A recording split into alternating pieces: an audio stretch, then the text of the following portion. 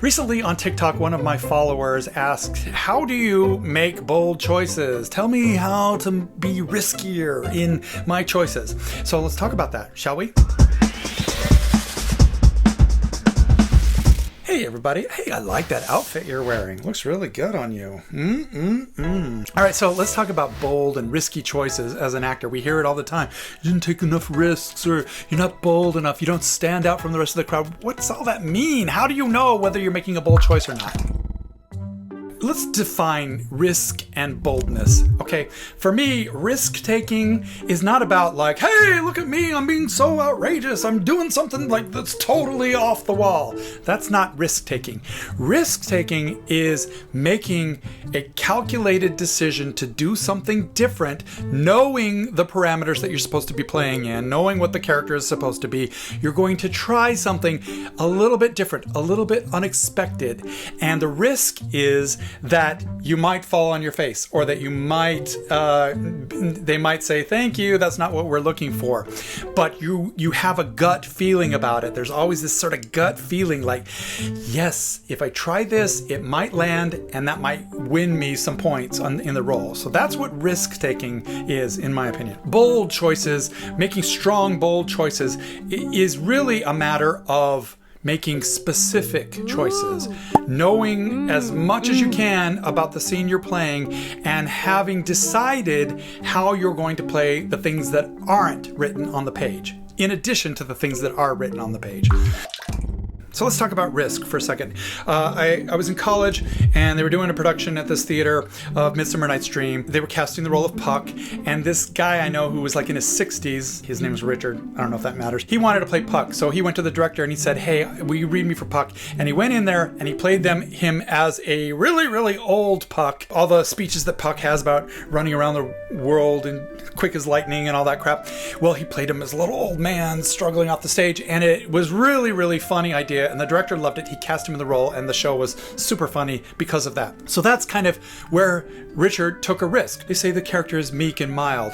Well, a risk would be like making him really snorty and, giving him a real characterization that maybe nobody else is doing, Now, if you have that one little thing like, I want to try this. I think this would be really funny or really dramatic if I slip this little moment in, or if I said the line just something totally unexpected, and that's called risk-taking. And that's where you really want to practice what you're doing to make sure that you can deliver it, and then also have a backup plan.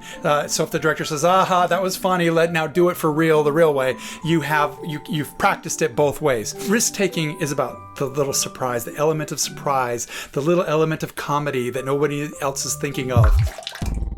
So let's talk a little bit more about bold choices. Boldness is about specificity and making appropriate but different choices than everybody else. So, if the lines are screaming, yelling, I hate you, get out of my house, and it's all bold text with exclamation points, and the description says the character is having a nervous breakdown, well, okay, great. Everybody's going to come in, they're going to be crying and yelling and screaming. And if you come in and you say, I'm going to play this breakdown a little bit differently.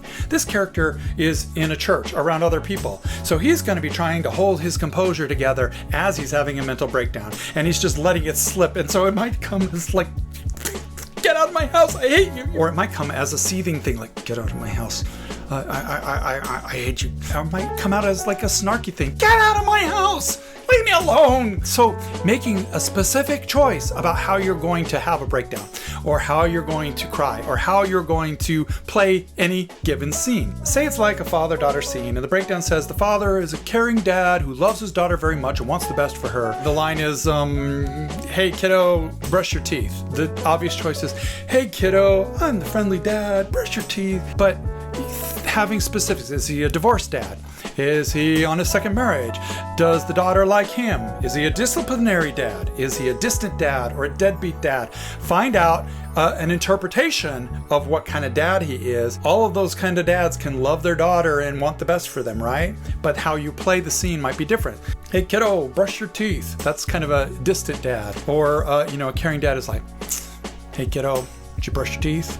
A disciplinary dad, hey, brush your teeth. That's what I'm saying. It's like make a specific choice and play it. If there's any lines in the script that you don't understand why the character is saying it, or like why a character suddenly stops talking with an ellipsis in the line or something like that, you need to make a specific reason. If there's anything you don't understand, why would the character say this? Well, then you haven't keyed into what the writer and the director are really looking for from this character.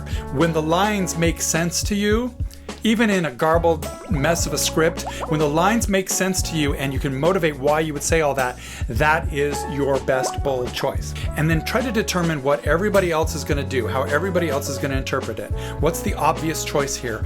And then try to play it a little bit different. Come in with something different. When directors are sitting in auditions and they see thousands of people in a day, they want to see that one person that does something different.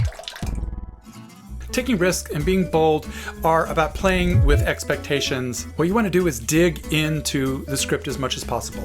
Whenever I'm given an audition and they just send the sides, sometimes they'll send the sides for multiple characters in the same audition notice or something like that. I always read everybody else's sides so that you get a better understanding of like the plot of the script, how characters relate to each other. Maybe in another side somebody will be talking about the character that you're playing, or maybe the tone of the other sides is shows you something about the film that you didn't consider just from what your sides are saying. So all of that information is helpful to guide you to to make the right choices for that character. But then anything that's not written in that script, anything that is not given to you, is open to your interpretation, and you can slide around and play within those parameters to find something that is unique to you, that is helpful for you as a physical actor. For example, I'm a tall guy, right? So anytime I see a dad and I'm thinking, oh, this is a short, ordinary dad, I start to pigeonhole myself into playing a short, ordinary dad. But no, I'm a 6'4", 6'5" guy, right? So this dad is tall. That's a given. And that's how I'm going to play him. So bring your own uniqueness, bring whatever it is that you have, capitalize on it, show it to the world, and put that into the character, because that's something that nobody else is going to be able to do. Lots of different ideas about boldness and risk taking, but really it boils down to study the script, know your parameters that you're playing within, and come up with specific answers about your character and each of the lines that you're delivering. And then you will kind of naturally start making bolder and riskier choices. I hope that helps. Watch some of these other videos for more tips like this one, and I'll see you next time.